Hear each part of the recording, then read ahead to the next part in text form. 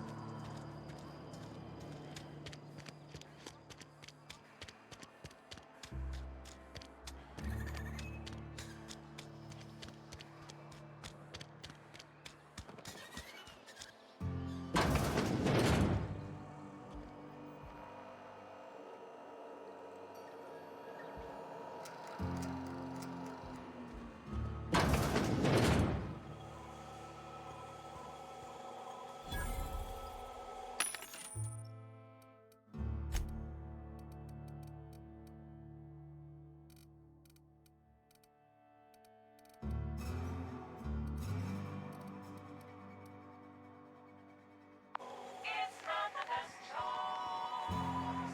It's Master's choice.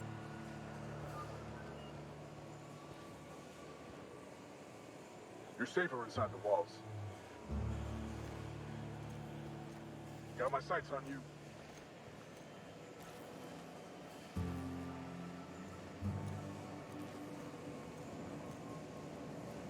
Don't make me report you to Mr. Thompson.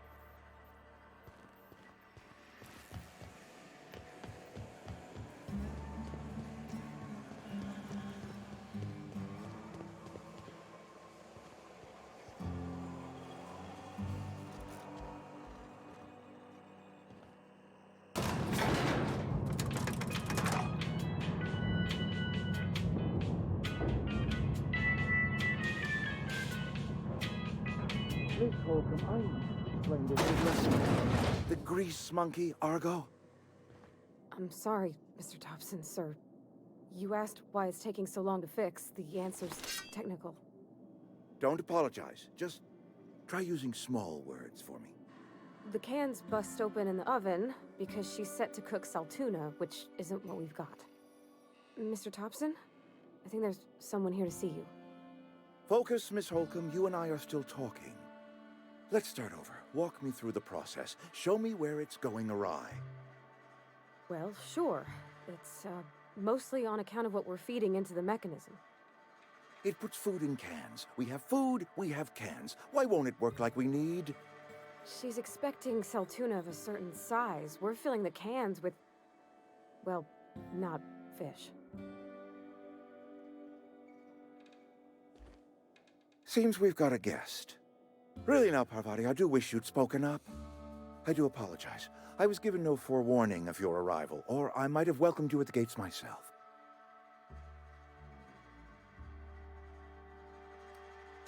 I'm Reed Thompson, Outpost Administrator. I cannot help but notice you are not in uniform.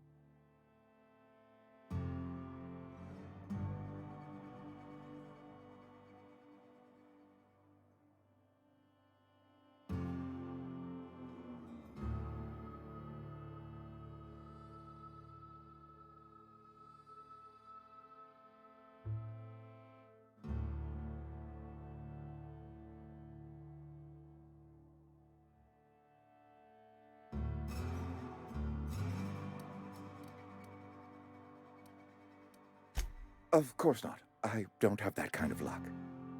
Seems I allowed my excitement to run away with my wits. Been a few seasons since we've had a visitor pass through.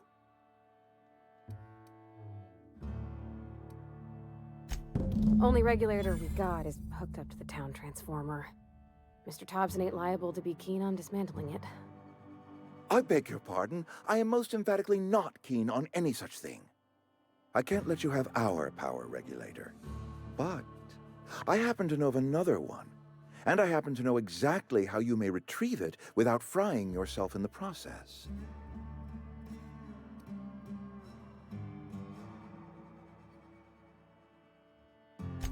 There's a power regulator in the old botanical lab. It's mostly abandoned, so all that power is being squandered. Go down to the geothermal plant. Reroute power from the botanical district over to us. Once their power's shut down, you can have their regulator and be along on your way.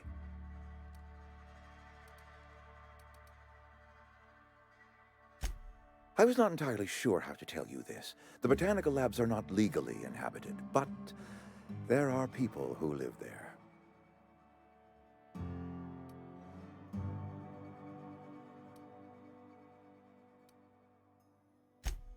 No, I do not imagine they will be pleased. But like a parent disciplining an unruly child, you will be doing them a kindness. The people living in the botanical labs, they're deserters, former workers. I need them back at their posts. I need them to come home.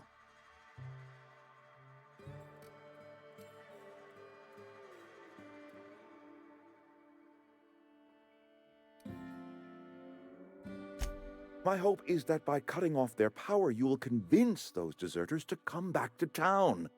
Before you go to the plant, I want you to stop by the botanical lab.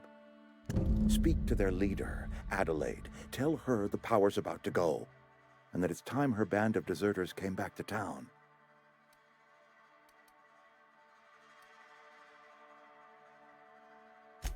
Adelaide's older than the other deserters. She's dignified, kindly. From what I understand, her camp looks to her for leadership.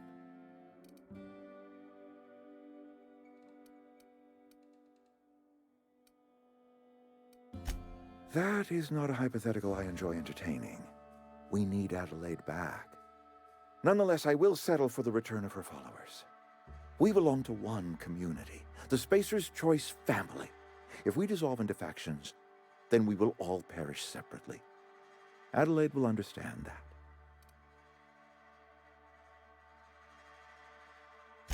Of course, I understand completely. Here, let me give you the passcode to the geothermal plant. A sign of good faith, for so politely listening to me as I ramble on. Are you setting off for the Vale? Because I know my way around. I mean, in case you want a guide. I mean, if that's all right with you, Mr. Thompson. Sir. I hesitate to part ways with Miss Holcomb, but I cannot deny that she is talented, and may prove useful to you. Great! I got my wrenches and diagnosticators and hairpins and engine tape, so I'm all set. Well, I am glad to hear that. Best of luck to you, and thank you again for your help. It is a lot to ask of a stranger, I know.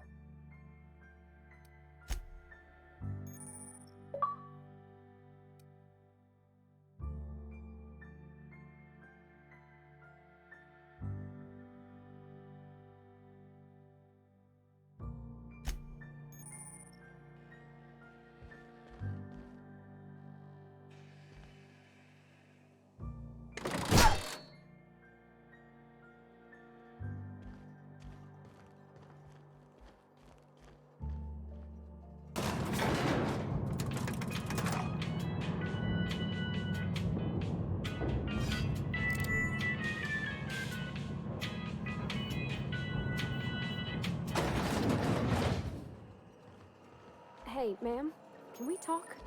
Sorry. Can we talk? Sorry. You just want to get out of here.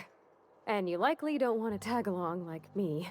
It's just, Mr. Thompson has his own view on matters, on account of it's his job and what all, but that's not the only side of the tale.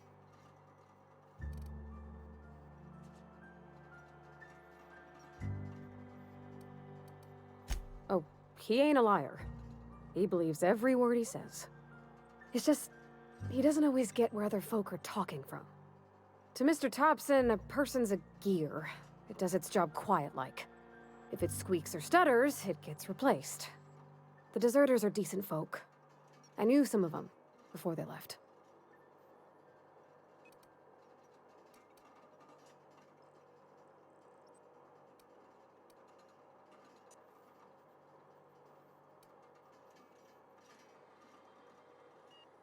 Life's hard here, especially for them that don't fit in so well.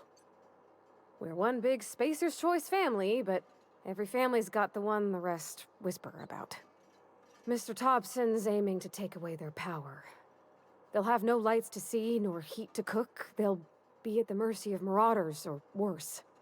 I think you should talk to the town's vicar about it. Max, his name is.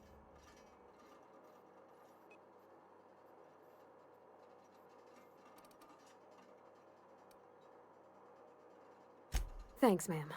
I just think when you gotta make a decision that'll hurt somebody, it's best to think on the right and wrong of it. That's what my dad used to say anyways.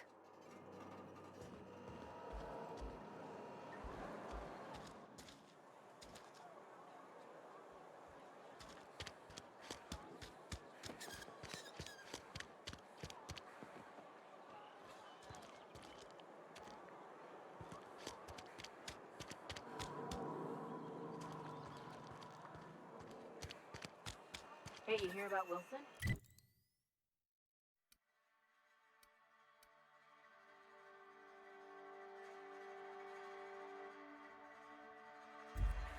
Heard marauders down in. I've been feeling pretty low these days. I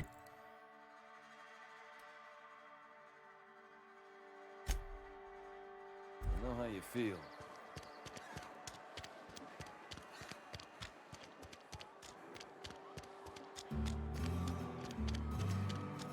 I'm sorry. I'll just be a minute.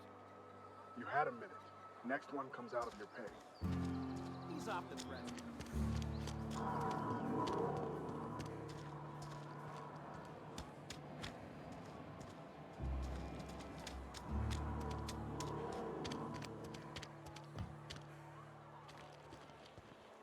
I've always felt weird in here.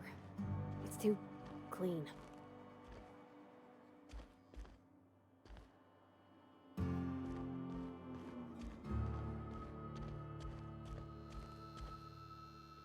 Any progress on that matter we discussed? Ah, Miss Holcomb. How rare to see you out. And with a complete stranger. Curious. This here's Vicar DeSoto. He's always offering spiritual counsel to those that need it. Thank you for the kind assessment, Miss Holcomb. I admit, I've been quite interested to make our outsider's acquaintance.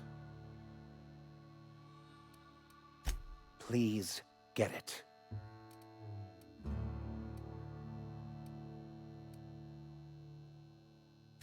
What would you like to discuss?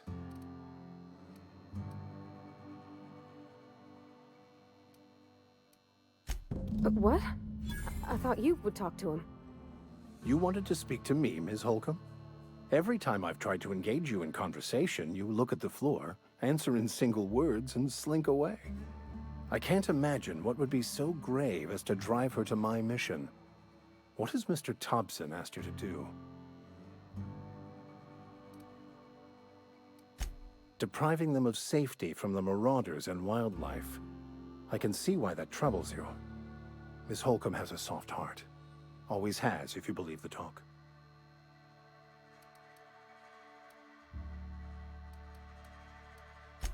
They rejected the order of society and live beyond the walls so thoughtfully provided by our Spacer's Choice patrons. Does that strike you as a responsible life choice?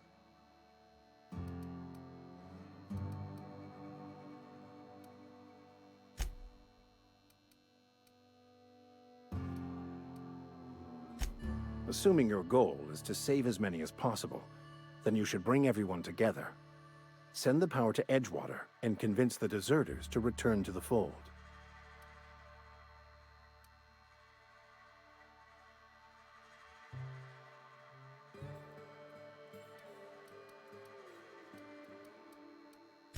Not if things are left to stand as they are.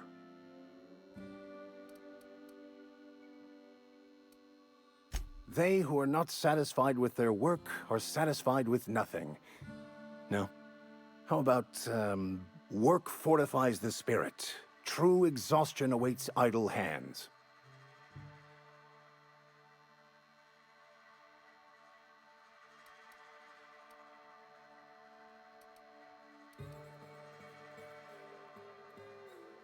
What would you like to discuss?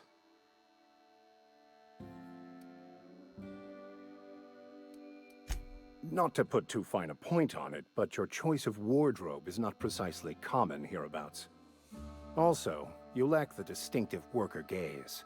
Usually either a deadening behind the eyes, or in some rare cases, a wild-eyed frenzy, like a trapped animal. Pretty universal here, except for Ms. Holcomb, who, for some reason, doesn't seem to have much to say to me. Isn't that right? It's just... there's more to it all than numbers. Sorry.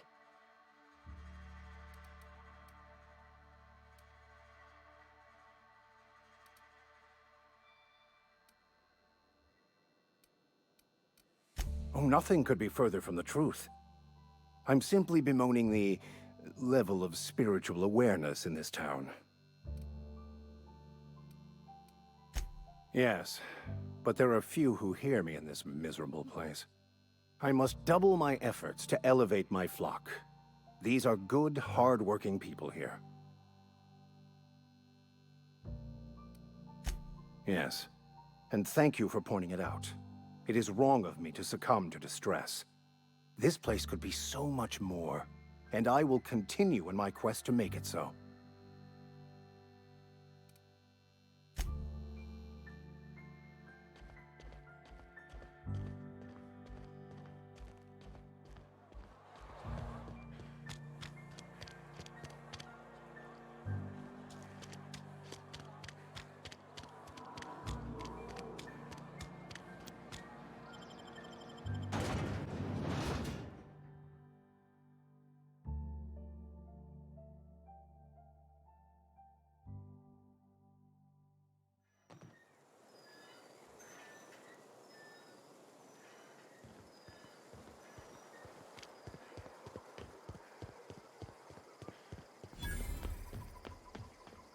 When I was little, we'd get freighters in every Sunday noon.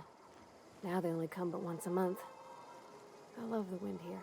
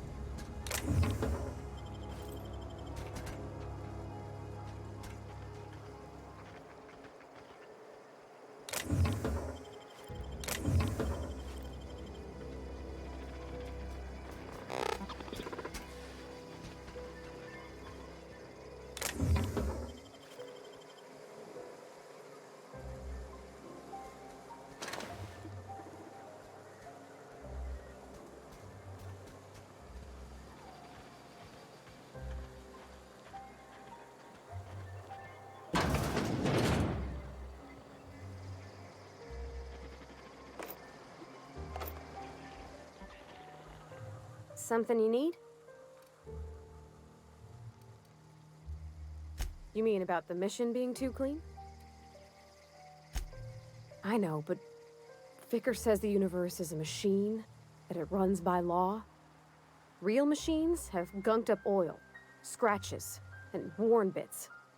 You can tell they've seen handling, been used by folk. The machine Vicker sees is one ain't never been run. It's not for people to live in. It's something on a museum shelf, under glass.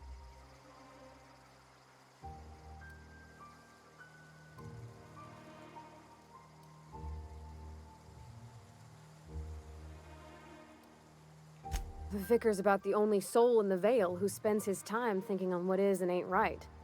It's just that when he looks at me, I feel I'd disappoint him.